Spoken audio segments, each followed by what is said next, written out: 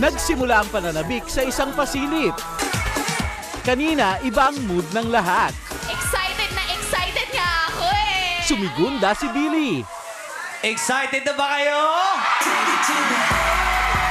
Ipatrend na yan! Hashtag Welcome Back Full! At agad-agad sumirit. Ito na ang Twitter Philippines top trending topic in just 1 minute. Sa kalagitnaan ng show, appear na nakatwalya lang si Ann Curtis. Akala ng marami, peg nito ay, "When are you? Ligo na mi." Kaya ngayon, siya'y nagbabalik dito mismo sa kanyang tahanan. And finally, Bong Navarro is back! Bumuhos ang emosyon sa paglabas ni Bong. Natatakot po ako eh. Natatakot po ako sa lahat ng pinagdadaanan ko ngayon sa buhay ko. Hindi ko alam kung magiging ako pa rin yung dating makulit. Na-miss ko po kayong lahat, madlang people. Pinagtatanggol niyo ako. Pinaniniwalaan niyo ako. At pinagdadasal niyo ako.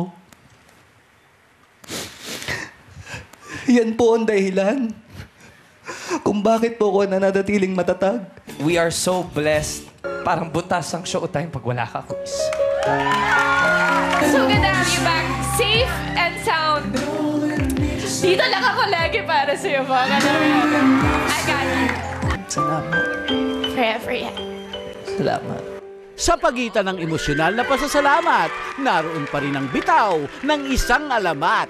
Siyempre sa aking mga doktor na inalagaan ako sa St. Luke's. Salamat po sa inyo lahat, especially kay Doc Kurt. Siya po yung gumawa ng ilong ko. Hanggang ngayon, pangu pa rin. Oh. And finally, ang hinihintay ng madlang people.